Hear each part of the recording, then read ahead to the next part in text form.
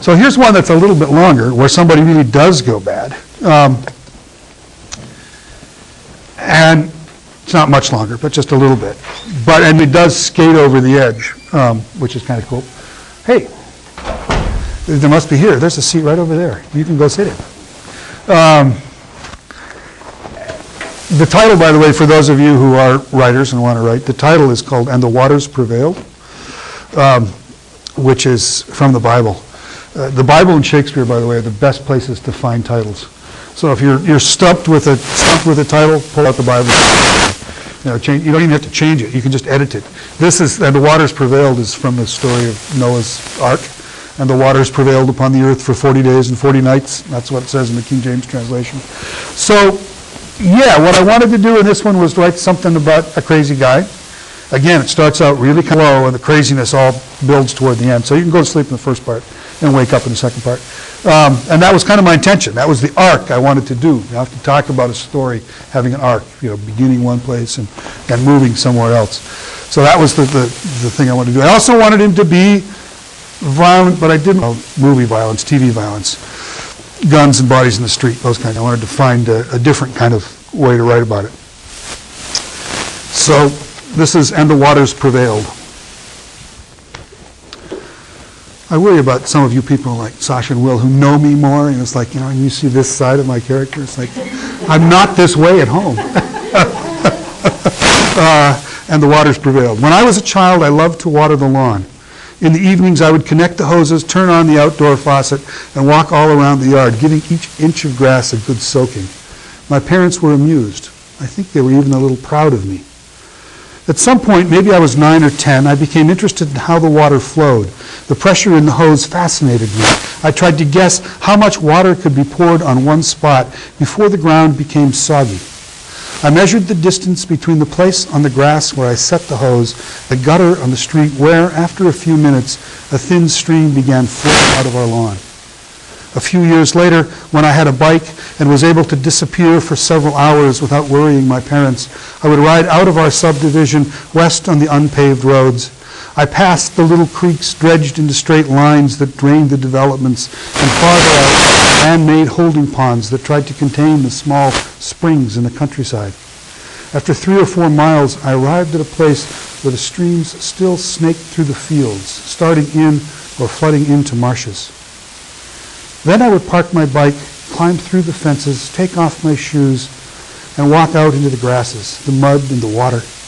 I didn't mind the bugs. I listened for the trills of blackbirds and their harsher calls when I got too close to their nests, the buzzing noises of the smaller birds that rose from the rushes I pushed aside. Often I heard the deep clacking sounds of the birds who hid around the edge and never flew up when I walked toward them. Occasionally I watched a muskrat swimming peacefully in the deeper pools, trailing something green from its mouth. Sometimes I would stare for long minutes at my own reflection. It looked perfectly at home, unmoving and quiet. But most of all, I enjoyed the feel of water and mud around my ankles. I pulled my feet out slowly, watching the water swirl in tiny whirlpools when it flowed back into the holes I'd made. Everything else in the marsh was still. I felt that this was the way things should be. Back home, I started to think of my yard as a marsh, with mud sucking at my feet and colorful birds flying overhead. At night, I began to look out my second-story window, imagining water rising from the ground, seeping into streets and yards, filling basements. The houses began to sink. The roads cracked. The ornamental shrubs and pruned maples fell over into the mire. When I was in junior college, my parents were killed in a car accident. They'd gone to a movie while I studied for my introduction to accounting class. They were driving home when they were rear-ended by a semi and pushed over the guardrail. My neighbors were kind. They looked at me sadly, patted me on the back, and told me how brave I was. But the house was mine. I could do whatever to do. I finished my associate degree in restaurant management and got a job at the Big Boy out by the freeway. At home, I began looking for the water. I knew right away that it would take a very long time. I couldn't arouse suspicion.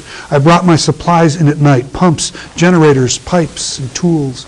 And I never bought too much from the same place. I traveled all over the city, buying some things on the east side, some up in the northern suburbs. I was careful, patient, It took 2 weeks to break through the basement floor. Then I started digging. Late at night, I would put bags of dirt in the trunk of my car, open the automatic garage door, and carry the dirt far into the country. Within a month, I was digging through mud. Soon after, I was knee-deep in water. Then I set the pipe, slowly forcing it down until I hit a pure stream. I tapped the well and began the tunnels. I moved slowly, digging just enough space to slide through on my belly. I shored up the tunnel to protect myself from cave-ins. I often worked without light, comfortably burrowing in the dark. When I hit underground cables or the walls of my neighbors' basements, I veered around or below them. When I got a couple of 100 yards in any direction, I laid my pipes, starting the small seep holes almost 50 yards away from my house. Then I slowly filled in the tunnels, packing the dirt tightly around the pipes. When I was done, I sealed my basement walls. The tunnels and pipes took 15 years. The work, several hours in the evening and all day on the weekends or vacations, kept me in good shape, hard and calloused. My coworkers made jokes about what they imagined was my exercise program. I always smiled. Light and quiet with my neighbors. They left me alone. When the last of the 4 pipes was in place, its tunnel filled and sealed, I turned the water on, just a slow trickle at first. I imagined my water seeping into the ground, rising slowly toward the yard. The neighbors didn't begin complaining about leaky basements or soggy spots in their yards. To notice, the complaints came from up and down the block, often many houses away from the end of my pipes. Even though I'd spent most of my life thinking about water, I was surprised by how far it managed to spread through the neighborhood. By the time the city fathers decided to do something about the soggy subdivision, I had finished the work inside my house. The first floor windows and doors were reinforced with steel. Late at night, I practiced closing them until everything could be shut tight in less than 10 minutes. In each of the six second floor windows, I had carefully assembled and maintained state-of-the-art water cannons, the kind used for construction work, much more powerful than the water cannons used for crowd control. I kept them hidden behind the Venetian blinds. Of course, I was never able to test my cannons, but I felt confident they were ready. On the day the city started testing the ground to find the mysterious source of the wetness, I turned on the water in the pipes full blast. Things changed quickly. In just a few days, my neighbors' lawns started to cave in. The first family left their home on the 3rd day of full force. Their basement had filled and their driveway collapsed. Small springs were erupting from most of the lawn. Rivulets filled the gutter crack. The story of the rising water began to appear in the newspapers. I waited until the heavy equipment arrived. On the morning they started their serious and slightly desperate search for the source of the water, I sealed my house and turned on the cannons. First, I blasted the machines, the utility lines, and any police who tried to approach. I let all the families escape before I started in on their homes. Nobody had ever seen anything like it. By the time the authorities first tried to storm my house, most of the neighborhood had been destroyed. Houses were sagging, one crumpled, all the trees were down, water everywhere. On my portable radio, I listened to all the reports. Even the national services were doing stories dissecting my character, talking about the quiet loner who suddenly went berserk. Only a reporter speculated on my preparation, how many years of patient labor it must have taken to prepare my flood. After the cannons had repulsed the first police attack, I replaced even Latin American wars and European economic crises as the lead story. The cannons have been going for 10 days now. My house has begun to sag and sink. But my pipes have held, not a leak. The water pressure from my well is as strong as ever.